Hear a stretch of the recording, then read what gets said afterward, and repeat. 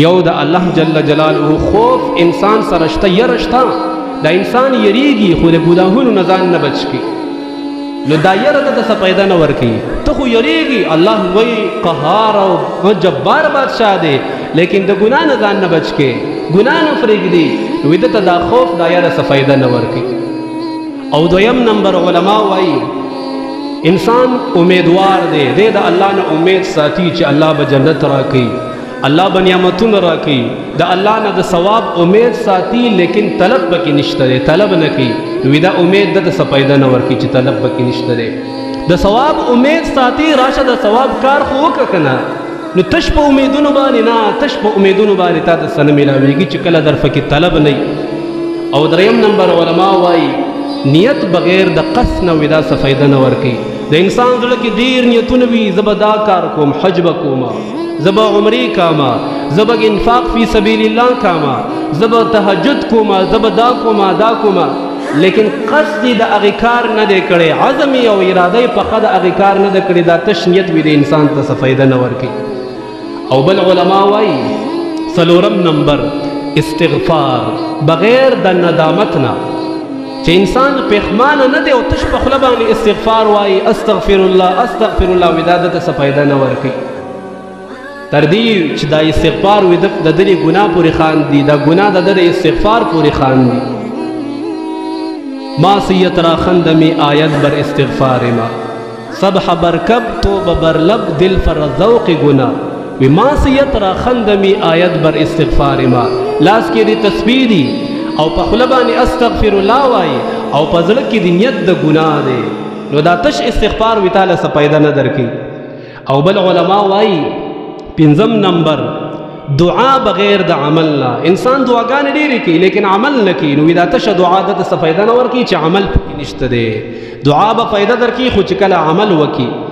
او شپږم نمبر علما وایي و انسان ظاهر د شریعت موافق جوړ کړی دی لیکن باطن خراب دی، دا تش ظاهر وي دته څه فایده نه ورکوي.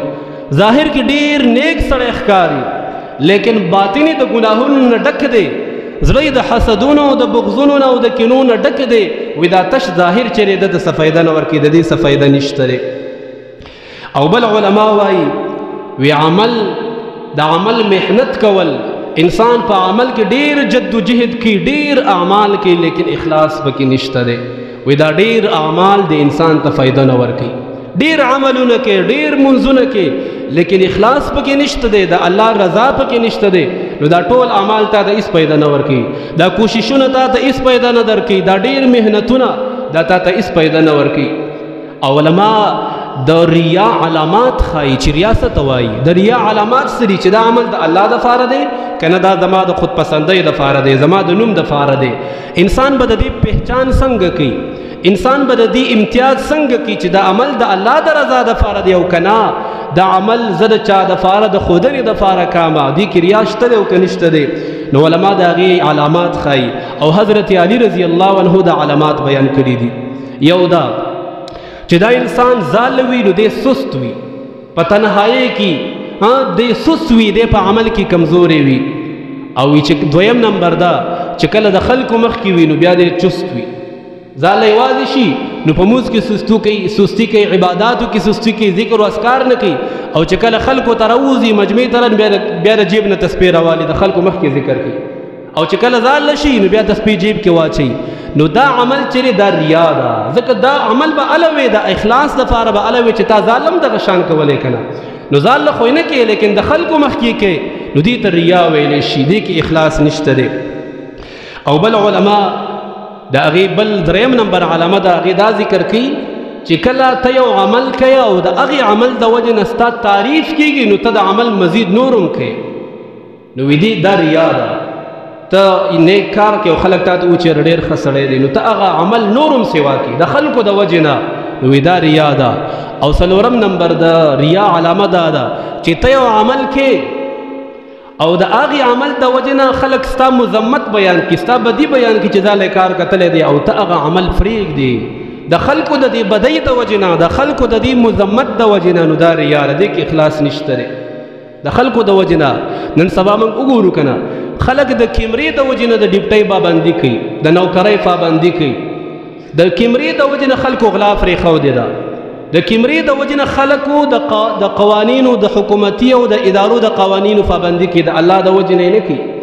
په د دکان کې تاسو وګورئ غلاګانې به کېدې، خلکو اوس کیمرې لګولې دي. نو د دکان نه خلک غلا ولې نه کوي؟ وي کیمره لګېدلې د کیمرې په سترګه کې به راشمه. نو د کیمرې نه یریږي، غلا نه کوي او د الله نه نه یریږي. ستا په اوږو باندې الله فرشتې کې نه ولې دي، د هغې پروا دې نه وه، د هغې نه دې حیا نه کوله او د خلکو نه دې حیا کوله. د کیمرې د وجې نه غلا نه کوي. ډریوینګ کې غیر قانوني ځکه نه کوم چېرته کیمره به مې راوالي، پرچه به راله راکړي. نو د کیمرې د وجې نه ته د قانون خلاف ورزي نه کوي او د الله جل جلاله خلاف ورزي کوي. د الله نه نه یریږي، د کیمرې نه یریږي. دفتر کې که یو نوکر دی او د خپل ډیپټي په پابندۍ سره کې هلته کیمره لګېدلې ده، دی څه ټایم راغلی دی؟ دی په ټایم راغلی دی او که نه بې ټایمه راغلی دی؟ تاسو به کتلې مخکې د سکولونو کې د ګوتو لګولو هغه سیسټم نه و، نو استادانو خپله خوښه وه چې څه ټایم به لاړو. اوس په ټایم باندې حاضري کوي، ځکه د الله نه یره نشته دی او د ادارې نه یره ده.